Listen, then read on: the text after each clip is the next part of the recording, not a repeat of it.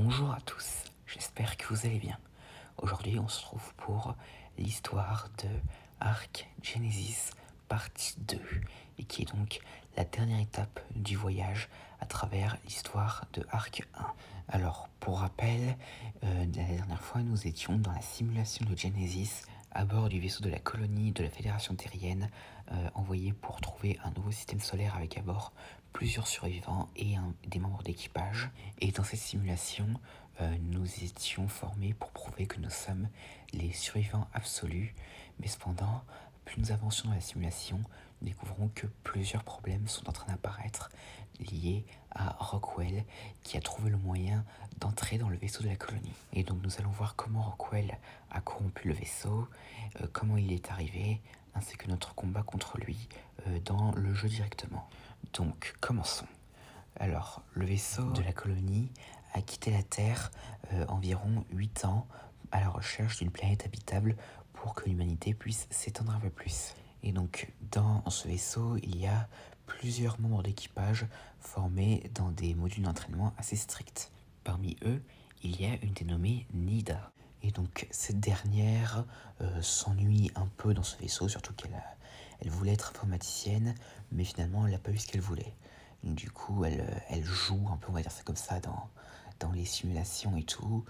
Et cependant, alors qu'elle recherchait dans les fichiers du vaisseau, elle découvre qu'il y a une connexion supraluminique avec la Terre qui est toujours existante. Et donc, ils se rendent compte que quelqu'un les a visités. Et puis finalement, en fouillant dans les sous-systèmes, elle y découvre Ashena, donc le droïde de Helena Walker, qui est donc venu dans le vaisseau et il y a laissé Ashena avant de repartir et ne plus être jamais revu depuis. Et donc Nida découvre un peu tout ça, et donc elle en parle à l'équipage, mais personne ne la croit.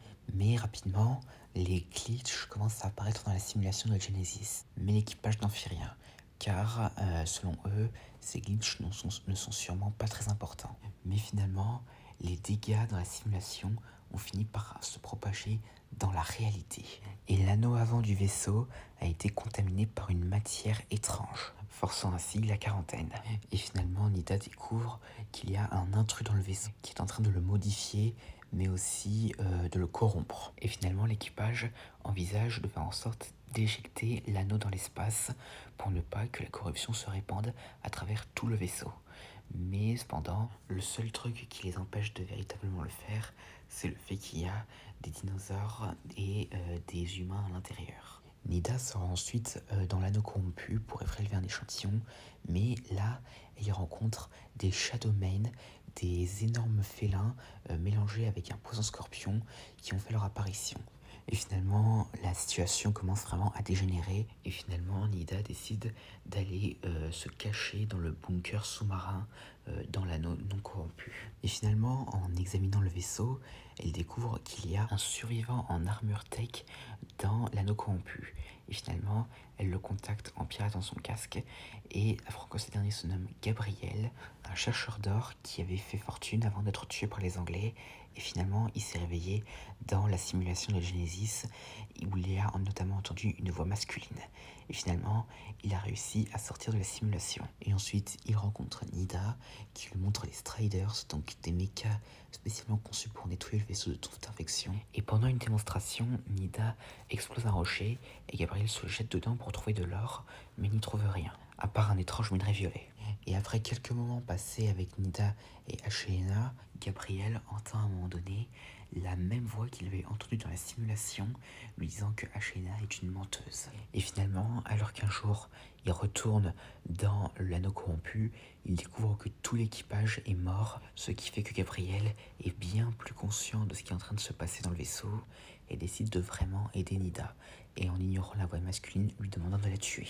Et finalement, alors que les Striders se battent contre les Shadowmen, de la matière organique draina l'envie de survivre de Gabriel, qui perdit connaissance. Mais finalement, il est ressuscité grâce à Ashena, qui lui donne sa nouvelle armure tech et la localisation de Nida, qui est donc dans la prolifération de l'intrus, qui est donc, bien évidemment, vous l'avez deviné, Rockwell, qui avait suivi Helena quand elle a emprunté cette connexion supraluminique avec la Terre pour aller dans le vaisseau.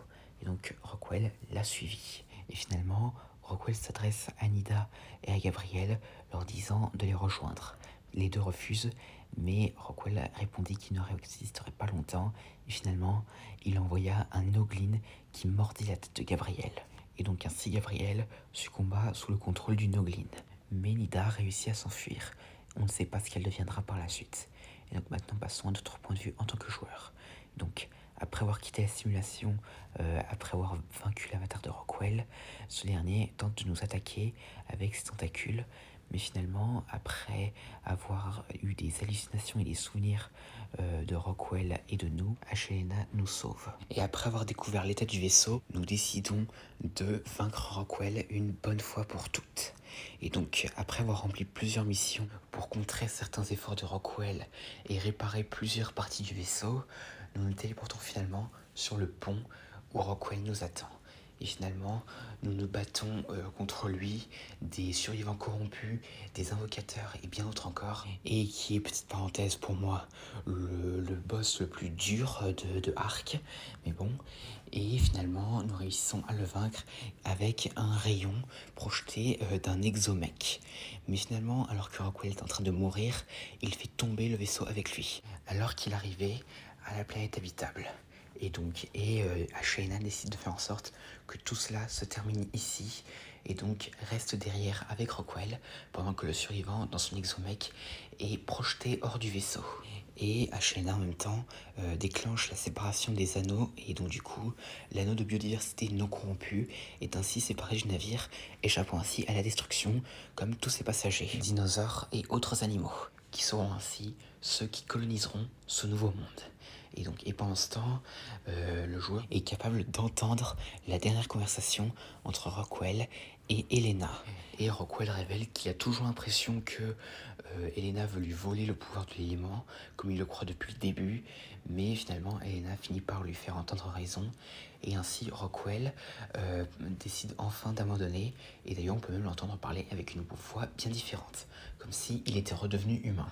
Et donc finalement, le vaisseau explose, et Elena et Rockwell meurent ensemble. Et en même temps, Ashelena, qui avait transmis une partie de sa mémoire dans l'exomech du joueur, lui dit de construire un nouveau monde et faire de cette nouvelle planète habitable un nouveau monde où les humains pourront vivre comme ils vivent sur la Terre. Et finalement, le joueur fait atterrir l'anneau, et donc du coup, les dinosaures animaux et les survivants en sont libérés et partirent à la colonisation du monde.